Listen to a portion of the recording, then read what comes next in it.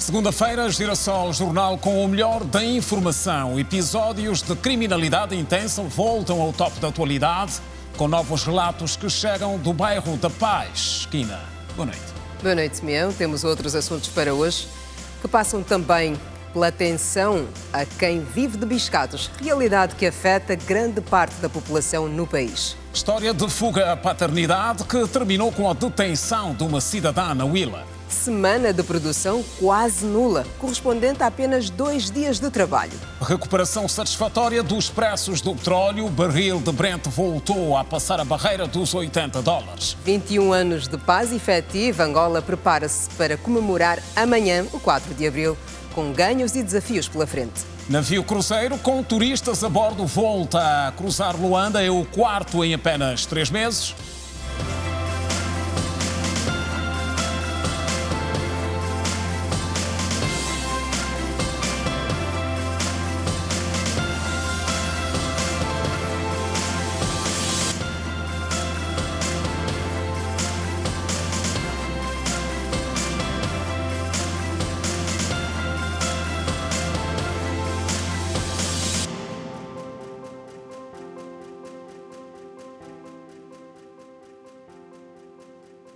Olá, boa noite.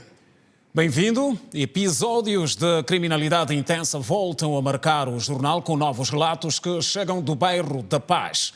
É a história conhecida de assaltos que acontecem com frequência. E que tiram o sossego à população. A onda de insegurança faz com que algumas famílias da zona abandonem as suas residências.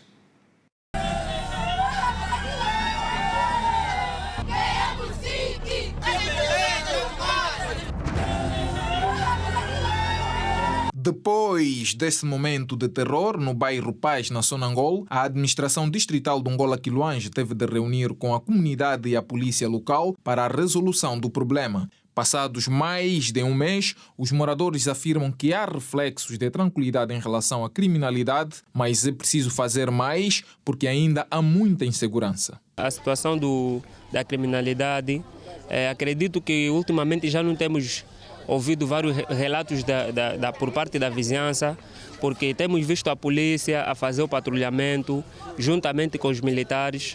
Então, reduziu-se um bocado. Não parem de patrulhar, a princípio, porque somente patrulhando vamos conseguir manter a segurança no bairro. Porque acredito que os próprios bandidos, os meliantes, também estão à espreita. Nosso bairro esses dias ainda está calmo um bocado.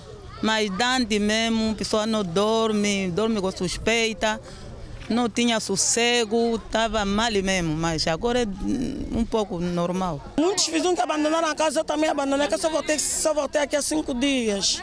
Abandonei a minha casa por causa da delinquência demais, então precisamos de reforço. Assaltam, violam, as pessoas querem bater, as pessoas não andam à vontade, eles matam. 97 que estamos aqui. O nosso bairro era bairro da Paz, a pessoa dormia à vontade, pode dormir na rua, pode dormir na tua porta, não tinha problema, mas desta vez estamos a viver intenso, através da guerra que nós estamos com ele, das armas e facas e os mortos que estão acontecendo nesse nosso bairro.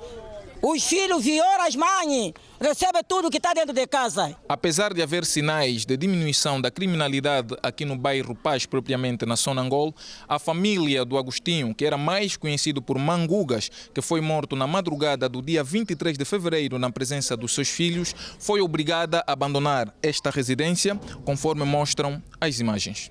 Tivemos que abandonar a casa porque nós não conseguiríamos mesmo ficar naquela casa. Tanto faz a mim como meus filhos.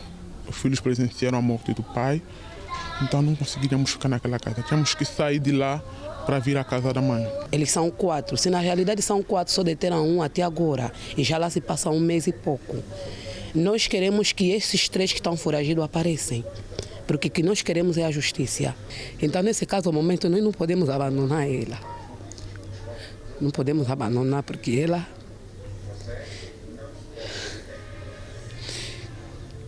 Ela é mesmo nossa cunhada, não podemos abandonar ela. E o administrador distrital do Angola-Quiloange, em Luanda, prometeu que o trabalho vai continuar apesar dos obstáculos. Os impasses decorrem realmente daquilo que é a escassez, não só de meios de meios humanos, mas também de meios técnicos.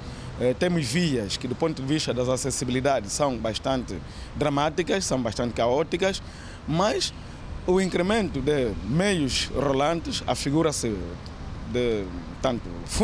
a figura fundamental para que realmente consigamos estabilizar minimamente a situação, nunca a criminalidade de respeito no nosso bairro. De acordo com os dados da administração, o distrito urbano de Angola-Quiloange tem 150.132 habitantes. Durante o fim de semana, cerca de 22 pessoas morreram e 12 destas mortes, segundo o Serviço de Proteção Civil e Bombeiros, foram causadas por afogamentos nas praias do país. No balanço feito pela corporação aponta-se ainda o registro de 56 ocorrências nas últimas 72 horas, 4 mortes por deslizamento de terra, 3 por acidente de aviação e outros por eletrocução, ataque de jacaré e suicídio.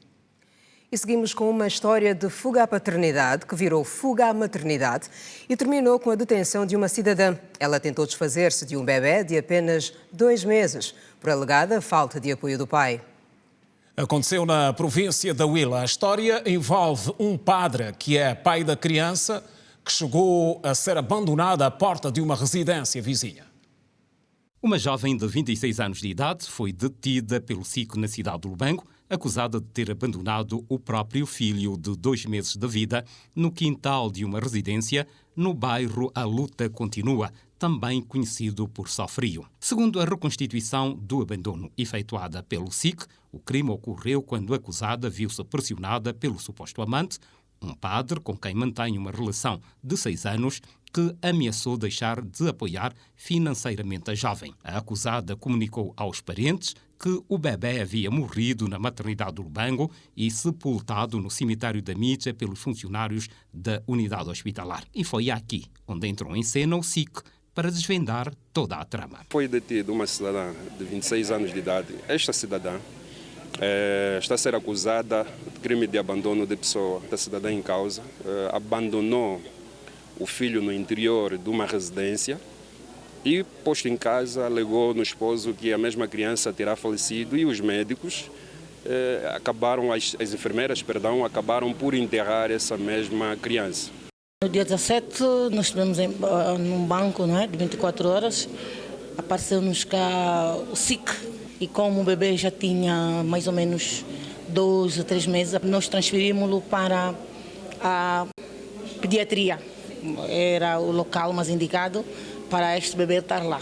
Então, no dia 23, aparece o suposto pai do bebê com a mãe a reclamar que a esposa tinha dito, a companheira neste caso, tinha lhe dito que teve 2 gêmeos e que o hospital enterrou esses bebês gêmeos sem anuência do pai ou da família.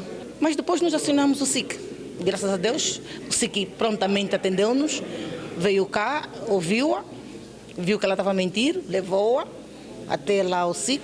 Ela ainda foi fazendo o braço de ferro, ainda levou o SIC até o cemitério, a dizer que a médica que enterrou os bebês tinha levado ela um dia antes ao cemitério e ela viu o sítio onde estavam enterrados os bebês. Os senhores do SIC procuraram todo o cemitério e não encontraram. Conseguiram apanhar que ela só tinha um bebê. Depois de receber acompanhamento médico durante quase 2 semanas na pediatria do Lubango, o pequeno Jair passa bem e deverá receber alta médica nas próximas horas. E segundo decisão do julgado de menores, vai ficar sob a guarda da avó materna. Está sendo bem tratada, apesar de que dia 21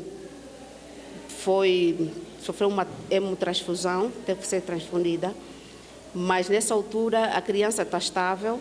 Aguardamos que a qualquer momento que essa criança vá já até as famílias, porque aqui no hospital também está sujeita a infecções cruzadas. Então, precisamos mesmo que ela esteja já sob cuidado das famílias. Já não inspira com os cuidados, não, já não. Estou mesmo muito arrependida e quero meu filho de volta. Já fui lá na maternidade pedir desculpas pelo ocorrido, pela difamação.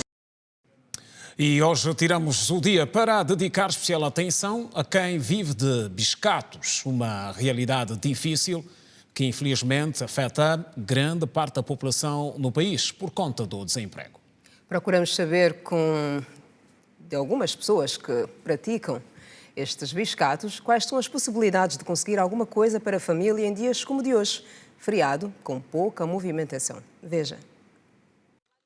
A rua é um local de rendimento para muitas famílias na cidade capital, mas algumas vezes atravessam diversas dificuldades. Algumas destas pessoas estão localizadas nos mercados informais ou pontos estratégicos. Outras preferem falar do seu ofício porta a porta. O mais importante é chegar ao final do dia com alguns trocos no bolso. E como hoje antecede o Dia da Paz e Reconciliação Nacional, a pouca movimentação de pessoas nas artérias de Luanda causa transtornos para quem depende dela para sobreviver. O dia de hoje não seria feriado.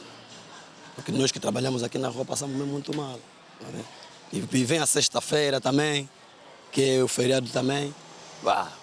Nós que trabalhamos aqui na rua é um problema. Durante a manhã toda não conseguimos ainda fazer nada. Não aparece a nossa clientela, né? Para a gente conseguir fazer os trabalhos. Que não é bom, era mais fácil se nós estivéssemos numa empresa, que aparecesse alguém, nos recolhesse, os mestres de cada área, íamos estar situados numa empresa, a ganhar por mês. Do que está a depender de business, biscato. Há momentos mesmo que viemos aqui, trabalhamos, mas não conseguimos mesmo nada. Regressamos mesmo assim para casa, o que nós tivemos em casa é que vamos aguentar, não dá para fazer mais uma outra coisa. O movimento na rua fica fraco, as pessoas estão todas em casa e não saem, e como o mundo já sabe, as ruas sabem, nós das ruas só comemos quando tem pessoas nas ruas. Algumas pessoas recorrem ao biscate como mecanismo de sobrevivência. Mas, nos dias de feriado, conseguir, por exemplo, 500 kwanzas é um sacrifício. Só para tu adquirir um quilo de arroz, tem que bater o soro na cabeça. Se não bater um soro na cabeça, é muito complicado. Nós dependemos do quê? Dos outros que venham, por exemplo, venham aqui para a gente reabilitar uma viatura, para conseguir por dia 1.000 kwanza, 500 kwanza ou 2.000 kwanza. Se não adquirir, como que fica? Como nem sempre consegue levar a casa algum trocado, como prevenção, este técnico de telefone opta pela poupança. O dia que eu trabalho, se Deus me ajudou, consigo guardar um pouco para mais, se não tem para mim, tirar e comer. Estes homens percorrem longas distâncias em busca de trabalho de qualquer natureza, com o objetivo de ganhar algum dinheiro. São conhecidos como biscateiros pelo facto de fazerem pequenos serviços ocasionais, geralmente de natureza informal, a troco de remuneração muito baixa de acordo com a natureza do serviço proposto. Mas há também quem o faça a troco de comida. E esta é uma semana de produção quase nula de forma geral, isto em função dos feriados. Estamos a falar da produção correspondente a apenas os dias de quarta e quinta-feira, 2 no caso. Uma média de produtividade calculada muito abaixo do mínimo necessário. E as reflexões não fogem de como isso pode se refletir no desempenho da economia nacional. As horas equivalentes a apenas 2 dias de atividades permitem a paralisação de vários serviços, que vão desde as áreas da educação ao laboral, que neste último, em particular, o trabalhador ganha 3 dias de pausa, influenciado pela ponte dos feriados do Dia da Paz e da Páscoa. Com a pausa, várias empresas têm a sua produtividade afetada, que resulta na perda de lucros e arrecadação de poucas receitas, que é o principal objetivo destas organizações. Estudos apontam que a situação acaba por se refletir negativamente na economia do país. Setores como a Bolsa de Valores e aplicações financeiras representam perdas de vários milhões de kwanzas. Há 13 anos, o país chegou a perder, só com efemérides, mais de 60 mil milhões de kwanzas, um cenário que se espera que não venha a se repetir. Apesar dos feriados serem considerados como vilões para os comerciantes, do outro lado, algumas áreas são beneficiadas com um calendário de feriados, como o entretenimento e turismo, por exemplo.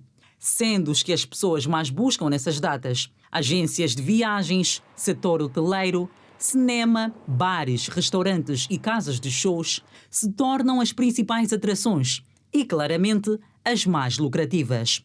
Acredita-se que o melhor caminho seja liberdade econômica por via da negociação entre empresários e trabalhadores. Com 12 feriados nacionais no calendário de 2023, o desejo continua a ser a estabilidade econômica.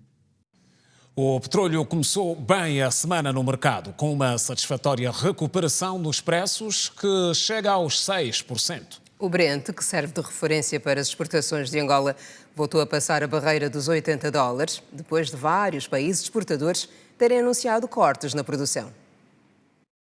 O corte anunciado no domingo pelo Iraque, Argélia, Arábia Saudita, Emirados Árabes Unidos, Oman e Kuwait vai ter início em maio e prolonga-se até o final do ano, em coordenação com alguns países da Organização dos Países Exportadores de Petróleo e Não Exportadores, de acordo com o Ministério da Energia argelino. No total, significará um corte na produção de cerca de 1 milhão de barris por dia, a maior redução desde outubro último. A capital da Arábia Saudita, Riad, vai reduzir a produção em 500 mil barris por dia, o Iraque em 211 mil barris por dia, os Emirados Árabes Unidos em 144 mil barris por dia, o Kuwait em 128 mil barris, a Argélia em 48 mil e Oman em 40 mil barris por dia.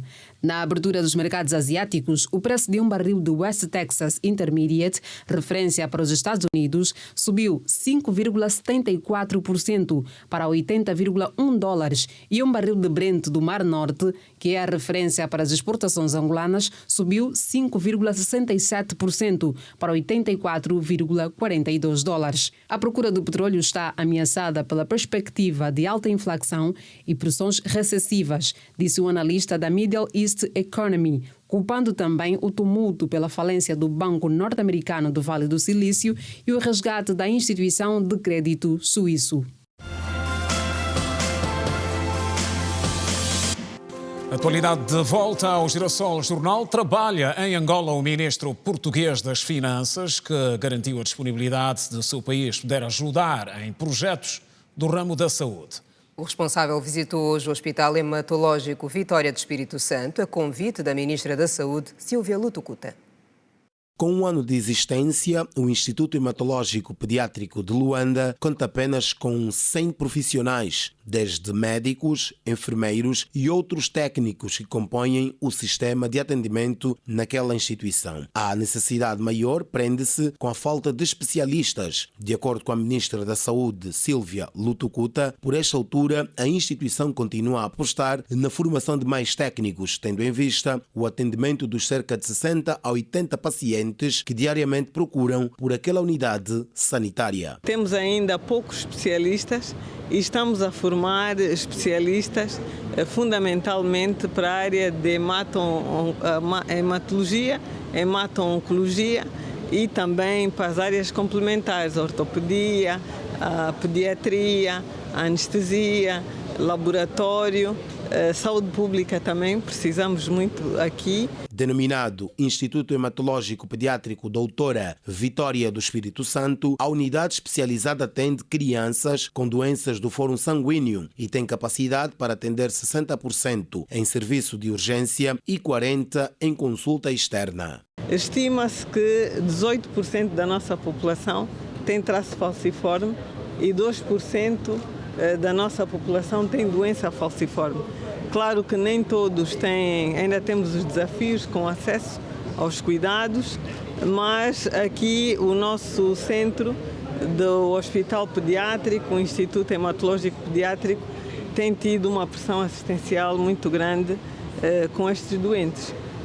Pela urgência passam mais de 60 pacientes por dia em crise ou com outras complicações e podemos ver que todos os dias e em todas as unidades do país recebemos doentes com crises da anemia falciforme. De visita a Angola, Fernando Medina, ministro das Finanças de Portugal, enquadrou na sua agenda uma deslocação ao Instituto, ato realizado na manhã de hoje. Medina reafirmou o interesse de uma maior aproximação entre as duas nações. O objetivo fundamental da minha visita e dos encontros que estabelecerei ao longo da visita, assegurando na parte mais estrita que que tenho responsabilidade, que Portugal tem os instrumentos do ponto de vista do financiamento capazes de apoiar a aceleração dos investimentos que o governo angolano, em boa hora, tem previstos. Também desenvolverei estes encontros e também é a razão da minha presença aqui.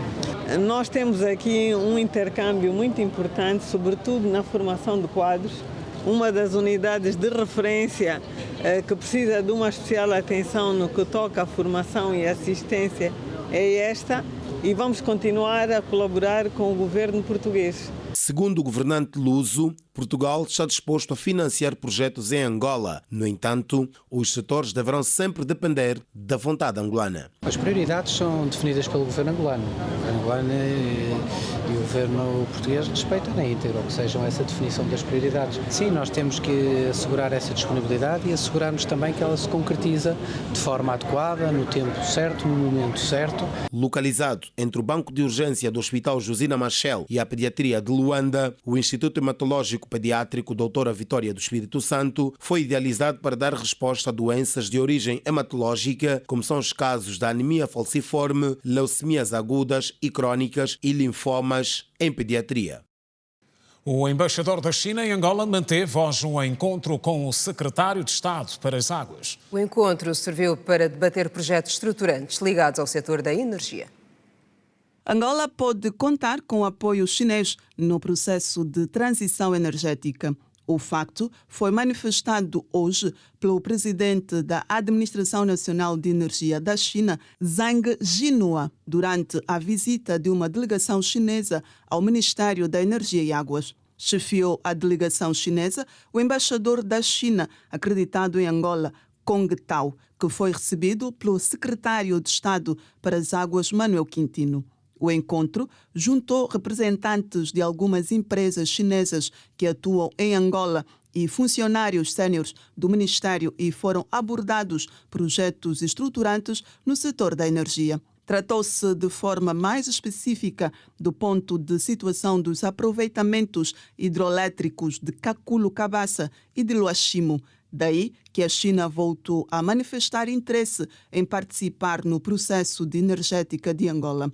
O secretário de Estado para as Águas, Manuel Quintino, mostrou-se aberto à participação da parte chinesa no processo de expansão energética no país. O país inteiro prepara-se para celebrar amanhã os 21 anos de paz efetiva, alcançada em 2002, uma paz que muito custou aos angolanos e que contou também muito com o empenho e determinação da juventude. A paz é hoje celebrada com outros ganhos e conquistas, mas também com desafios que têm a ver com muita coisa que se tem de ver melhorada para o bem-estar de todos os angolanos. Já lá vão 21 anos desde a assinatura do Protocolo de Luena, que selou o compromisso de todos os angolanos com a paz e a reconciliação nacional, um ato que mudou a história de Angola. O 4 de abril é uma data importante que marcou o fim da guerra civil entre irmãos da mesma pátria, um conflito armado que durante quase 3 décadas opôs as forças do MPLA às da UNITA e ceifou a vida de centenas de milhares de angolanos e separou muitas famílias. O acordo de paz foi assinado pelo então chefe do Estado-Maior-General das Forças Armadas Angolanas, General Armando da Cruz Neto, e pelo chefe do Alto Comando das Forças Militares da UNITA, General Geraldo Abreu Moendo Camorteiro, e foi prestigiado pelo então chefe de Estado, José Eduardo dos Santos, por representantes da comunidade internacional e entidades nacionais. Em 2022, com a assinatura dos acordos de paz, a 4 de abril, uma das maiores e mais importantes conquistas do povo angolano após a independência nacional, a 11 de novembro de 1975, começou uma nova era para o povo angolano, a era da reconciliação e reconstrução nacional. Essa terça-feira, Angola comemora 21 anos de paz e reconciliação nacional. O dia vai ser marcado pela condecoração feita pelo Presidente da República, João Lourenço, a algumas personalidades que lutaram pela independência, paz e reconciliação nacional. Na província do Ambo, a população fala com satisfação sobre os ganhos que a paz permitiu, sem deixar de apontar para o esforço necessário que todos têm que empreender para manter o país no bom rumo. O setor social naquela região do Planalto Central somou conquistas que ilustram hoje uma nova realidade, particularmente para os casos da saúde e da educação. Para os alunos, das tecnologias de ponta, do ensino à distância, aos professores com maior capacitação, são as conquistas visíveis no setor da educação. Podemos enquadrar como ganhos da paz a inserção de professores vindo de outras nacionalidades como uma forma de melhor aproveitamento e intercâmbio na educação. Também podemos aqui enquadrar o estudo à distância, que atualmente só é possível por causa da existência também da tecnologia. Acredito que antigamente não havia muita facilidade no processo de ensino e aprendizagem, por exemplo, no que diz respeito às pesquisas na internet. Nós adquirimos praticamente mais produção em termos de literatura, porque com a paz se ganha mais literatura, há pessoas com mais reflexão e a escrever. A presença de professores nas zonas mais recônditas representa um processo de ensino e aprendizagem ao alcance de todos. Em 2002, nós tínhamos 6.233 professores. Hoje o setor tem 17.772 professores e destacando aqui a predominância do gênero feminino nos quadros da educação, concretamente a nível da docência, que hoje temos professores colocados em todos os municípios, em todas as comunas, a nível da província do Ambo. De 2002 a 2023, foram construídas no Ambo mais de 800 escolas. Em 2002 existiam 119 escolas. Hoje temos 843 escolas, fazendo um total de 8.432 salas de aula. De notar que em 2017 nós tínhamos 93 escolas, ou seja, foram construídas 93 escolas, isto é, de 2017 a 2022, 93 escolas. E neste exato momento encontram-se 46 escolas construídas no âmbito do PIME. Os ganhos da paz são visíveis com o surgimento de novas infraestruturas, o que tem permitido o elevar do número de alunos inseridos no sistema de ensino. Este número de salas de aulas hoje albergam um total de 812.986 alunos. Isto é, em 2002 tínhamos 207.000 alunos matriculados. Por estes ganhos e avanços no setor da educação na província do Ambo, viva a paz! Está prevista para esta quinta-feira a reunião da Comissão Mista Bilateral entre Angola e Brasil. Para efeitos de preparação, encontra-se no Brasil, desde sábado, uma equipa técnica do Ministério das Relações Exteriores. Aprofundar as relações diplomáticas entre Angola e Brasil, aproximar a cultura dos dois povos é um dos principais objetivos da reunião da Comissão Mista, que se realiza nesta quarta-feira, dia 5 de abril, em Brasília. A delegação angolana no evento vai ser chefiada pelo Ministro das Relações Exteriores, Tete António. O Mirex e o Estado brasileiro pretendem relançar a parceria estratégica e apostar em áreas do agronegócio, energia, produtos farmacêuticos, construção e turismo. Espera-se que a cooperação inclua também a produção de arroz, associada a um projeto agroindustrial para arroz, milho e feijão. Outra área promissora é o desenvolvimento de terras cultiváveis para combater a seca no território do sul do Cunene, levando a experiência brasileira para irrigação e apoio à agricultura familiar no Vale de São Francisco. Coordenada pelo embaixador Felisberto Martins, a equipa técnica manteve no sábado um encontro de trabalho com os diplomatas da Embaixada de Angola no Brasil. A reunião, que deverá resultar com a assinatura de alguns acordos e memorandos de entendimento, marcará o reinício de uma nova era nas relações de cooperação entre os dois países. A cooperação entre Angola e o Brasil começou a desenhar-se no dia 11 de junho de 1980, com a assinatura do Acordo de Cooperação Econômica, Científica e Técnica. No âmbito desse acordo, os dois países desenvolveram a cooperação nas áreas da defesa, saúde, cultura, administração pública, formação profissional, educação, meio ambiente, desporto, estatística e agricultura. E seguimos para a atualidade internacional. Na RDC, 2 bebês estão entre os 20 mortos em deslizamentos de terra. Acompanhe o resumo deste e outros assuntos da atualidade internacional com Edna Firmino. Edna, boa noite. Como é que tudo isto aconteceu? Boa noite, Simeão. Boa noite, Quina. Infelizmente aconteceu devido às fortes chuvas que se abateram na região do Kivu do Norte e os bombeiros informaram que o número de mortos pode aumentar. Esta notícia que abre o Compacto Internacional. Boa noite a todos. O incidente aconteceu por volta das 10 horas da manhã. As mulheres se encontravam no rio com os seus filhos quando uma parte da terra caiu sobre elas e soterrou-as. O deslizamento de terra, que fez 20 mortos, incluindo 2 bebês, aconteceu na província de Kivu do Norte, segundo líderes da sociedade civil. Confira agora outras notas internacionais. Um mês depois da colisão mortal entre 2 comboios que mataram 57 pessoas na Grécia, as viagens reiniciaram nesta segunda-feira. O comboio partiu da principal estação ferroviária de Atenas, com destino final de Salónica, com 101 passageiros a bordo, e fará o trajeto de regresso no mesmo dia, com 147 passageiros. As rotas dos comboios foram reiniciadas gradualmente desde o incidente em 28 de fevereiro. Especialistas ferroviários apontam anos de atrasos na conclusão de um sistema remoto de sinalização de tráfego em uma rede ferroviária de 2.500 km, o que poderia ter evitado o acidente.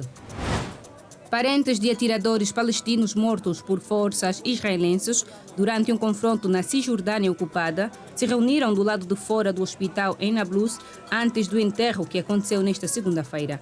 O exército israelense disse que lançou a incursão para deter suspeitos em conexão com uma emboscada no mês passado. A cidade de Nablus tem sido foco de ataques intensificados por Israel. Cerca de 90 palestinos, incluindo homens armados e civis, foram mortos pelas forças israelenses em 2023, disse o Ministério da Saúde palestino. Um balão chinês que voou pelos Estados Unidos da América recolheu informações de vários locais militares dos Estados Unidos e transmitiu de volta a Pequim em tempo real, apesar dos esforços do governo de Biden para impedir que isso acontecesse, informou a NBC News nesta segunda-feira. A inteligência que a China recolheu foi principalmente de sinais eletrônicos que podem ser captados de sistemas de armas ao incluir comunicações do pessoal da base. O balão, que Pequim nega ser um navio espião do governo, passou uma semana sobrevoando os Estados Unidos e o Canadá no início de fevereiro, antes que os militares dos Estados Unidos o derrubassem na costa do Atlântico por ordem do presidente Joe Biden a 4 de fevereiro. Quina e Simeão, de referir que os 20 mortos, tirando os bebês, são senhoras. Terminamos por aqui, nós voltamos amanhã com mais informações. Obrigada, Edna. A notícia é triste, mas é informação e é pontual. Obrigada. Pois é, e um navio cruzeiro com mais de 100 turistas a bordo voltou a cruzar Luanda. É o 4º do género, com turistas que passam pelo nosso país nestes primeiros meses do ano. Ultimamente, Luanda tem sido a escolha acertada dos navios turísticos. A passagem obrigatória pelos mares de Angola permite que os visitantes conheçam as potencialidades que o país ostenta. É o caso do navio Charles Helen, que num cruzeiro a sul do continente passou por países como a África do Sul e finalizou a sua rota por Namibe, Lobito e Porto de Luanda. Este navio para nós é um navio muito especial porque para nós é a concretização de um sonho, que era fazer com que um navio de cruzeiro pudesse fazer a troca de passageiros em Luanda. Finalmente aconteceu ao fim de 12 anos. É a primeira vez que esta situação acontece, porque todos os outros cruzeiros, como sabem, apenas os turistas se desembarcam e voltam a embarcar. E ao fim destes anos conseguimos finalmente uma empresa de navios de cruzeiro que decidiram apostar em Angola para fazer essa transição. A iniciativa, que surge para impulsionar o turismo, é encarada com bons olhos pelos estrangeiros que visitam Angola. O navio que atraca pela primeira vez em Angola tem capacidade para 152 pessoas, mas neste cruzeiro estão apenas 108. E dos que participam, ficam as expectativas para um breve retorno. O que mais me surpreendeu é a receptividade do povo africano. São muito hospitaleiros e têm nos recebido de uma maneira inacreditável desde que chegamos aqui. Estou encantado aqui com a África, minha primeira experiência no continente e minha primeira visita, a Angola, que eu pretendo voltar com a família, com o resto da família toda. O que mais me impressiona é como vocês são parecidos conosco, brasileiros, na receptividade, na alegria, no sorriso. Isso foi muito legal de ver, muito bom. Eu vejo o turismo em todo. No Brasil tivemos recordes de faturamento no ramo de turismo há vários meses consecutivos, agosto, setembro, outubro. Eu vejo Angola um país muito próximo do Brasil, com muita relação. E tem áreas espetaculares. Infelizmente eu fiquei aqui só um dia. Quero voltar, quero ir para o interior da Angola, quero ter... Tem algumas praias que me falaram que são paradisíacas, a área do deserto. E Angola tem tudo para ser o hub aqui de turismo internacional vindo da África, da América do Sul. Angola é detentora de belezas de encher os olhos. Segundo o secretário de Estado para o Turismo, os investimentos aplicados no setor passam por reformas das infraestruturas para que, como o Chao Helen, outros navios possam igualmente escolher Angola como destino. Este navio está atracado num ponto que não é ainda muito adequado aos turistas.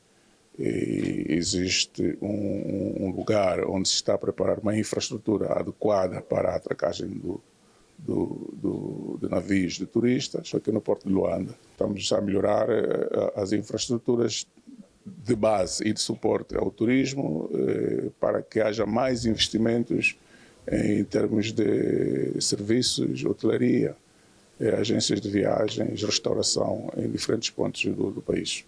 Em apenas 3 meses, este é o 4º navio que atraca em Luanda. Com um percurso que remonta desde 1950, o navio tem um histórico de viagens pelo mundo, passando inclusive pela Antártida. Já de volta para a parte final do jornal, olhos no mundo tecnológico. A Itália proibiu o uso da tecnologia de inteligência artificial, a ChatGPT, pelo facto desta permitir a invasão de dados pessoais.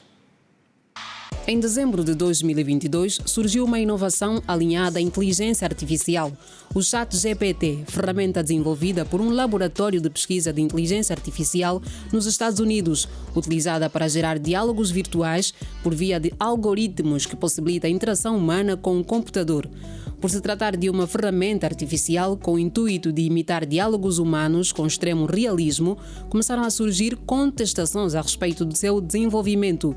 Em uma carta aberta e que já conta com mais de 1000 assinaturas, o bilionário Elon Musk lança um alerta contra essa nova tecnologia.